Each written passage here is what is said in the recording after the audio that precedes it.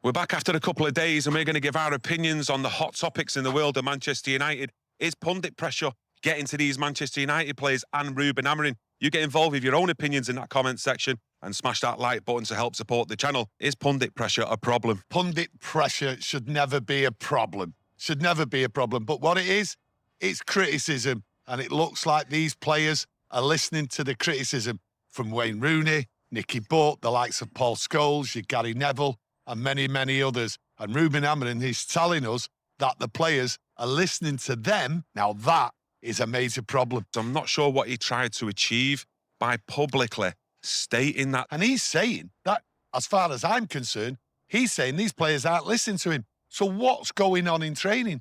What's the mood like? Well, we know what the performances are. We know the criticism is about the system because it's clearly not worked. Yes, many people have got different ideas of why it's not working, but he's saying that the players aren't listening to him. Now, we've heard a player come out and criticise being overloaded in midfield and everything after the City game. Bruno's already expressed that opinion. So for me, the players just aren't listening to him, right? And they believe that the system is wrong. He's not having it. We all know he's not having it. Now, there is many reasons why. Are the players good enough? Do we have to wait and all that? But the criticism, being a United player, you should be ready for that criticism. Listen to Gary Neville on his podcast. He talks about the criticism when he got in there. Now, I agree with a lot of what he said about Ruben Amorim, and he finds it very strange for him to come out. And I'm sure you find it strange that he says the players are believing the pundits. Baffling. Was it 10 months, 11 months Ruben Amorim's been in charge, and he's still wrestling with the current players in trying to get his ideas over to the players and for them to believe in him. The manager's the leader, and if there's players in that squad who have got doubts in what he's trying to do with them, I mean, for me, it doesn't look good long term, but you've got to look at it as well. We were all told during the summer that the bomb squad, they were the problem. They were the ones with the negative influences, didn't want to jump on board with what Ruben Amorim was trying to do. And we're here so soon again that players really aren't buying into the manager. I mean, it doesn't feel that long ago when Luke Shaw come out with, there's no more stragglers in this squad. I mean, what is actually really going on there behind the scenes? For something like this to come out and be aired by the manager and pointed in the players' direction that they're not listening to him, they believe in other people, so early in the season, that's the thing what must be concerning. So early in the season, we know we played Sunderland, there was a lot of pressure there, he had to get a win, but we've got Liverpool coming up. And if he's telling us before the Sunderland game, right, that the players are listening to outside influences, ex-players and all that, yes, we can criticise the ex-players, they do go over the top at times, we know that. They're talking about the system, but the fans are talking about the system. I don't know anyone else what's not talking about the system. It's clearly not worked. The optimism was there in the summer, and now he's just brought out that there's a divide because the players, the mentality, and that's basically what he's saying, they're not listening to me. It's like he's trying to protect his own project and protect his system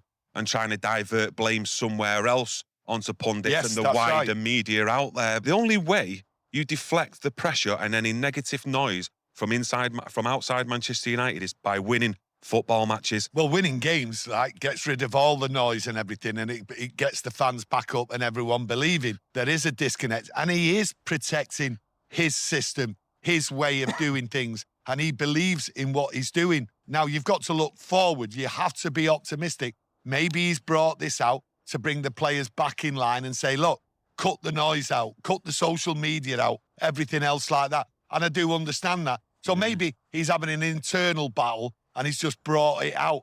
But for me, yes, of course it's worrying. There's many other things what are worrying at Manchester United. But you've got to be optimistic. And we'll see at that Liverpool game. There's a few weeks to go. So the players might come round. Well, it's not that they might. They better had come round because Liverpool are in a little bit of a bumpy road at the moment. So the players have got to get back on board and they've got to get all the doubts out. But these are professional players and that is a big worry. And it's down to the manager here now. And as he got long, lots of people out there speculating, right? And I think that speculation will rise depending on the next two performances. Yeah, I've got to look at Wayne Rooney's quotes. I think it was from the BBC earlier last week. And, you know, the headline was that this isn't Manchester United anymore. And you've got to look at it with Rooney himself. His two younger boys are playing for Manchester United. So he must have a good grasp and an idea of what's actually going on behind the scenes there. Well, he just thinks it's a crap hole. Can't use any other words. He's been round there. He just sees dirt, everything. People, not enough people employed to do the cleaning, the washing and everything else like that. And things like that, they have an effect. And it's just negative, and it goes all the way up to the first team. And we can all clearly see how negative these players are at times and how negative RUBEN Amorim. But I don't know what the solution is, to be honest with you. So the criticism is going to keep piling in because no one can see what's really happening and how it's going to turn around. We can expect more over the next few weeks. Criticism, more punditry from ex-players going on about the club. So for me, yes, worrying times, but also going into the Liverpool game, there's optimism there. You've got to have optimism. I've got optimism. You know, any players in that squad who actually don't have belief in RUBEN Amorim's system, have doubts and are listening to the pundits, he should not be playing him or putting him in a squad at match day one for Manchester United. At the end of the day, it should be the manager and what he say goes. Whether you believe and trust RUBEN Amorim now or not, it should always be the manager first before the players. But these players, some of them just not good enough, and they've not got the required quality that is needed in central midfield. Even defence, I mean, the whole team as a defensive unit for me isn't good enough. I give more praise to the attacking side of the team than I would do defensively. But again, RUBEN Amorim is picking these players in certain positions. His in-game management as well with Mason Mount at left wing-back, etc.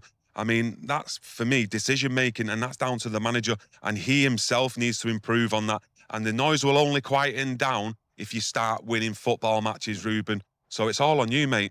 Well, you talk about ruthlessness, and he has to be ruthless. You hear INEOS, Ratcliffe and everything going on. You hear the manager talking about being ruthless and that. Well, we need to see the actions. And like Kieron says, if some of these players aren't listening, why is he picking them? You got to look at Wayne Rooney's comments, what he made earlier last week. But then I think it was only yesterday or this morning he come out with, and he gives some positive quotes, though, in what he's seen against Sunderland and the way RUBEN Amorim adapts his style in terms of going direct and trying to win the second ball. So, again, if you win games, RUBEN, you don't get the negative noise and negative influences out there, and everything should be rosy in the garden, so to speak. So, you know, win football matches and the noise will quieten down.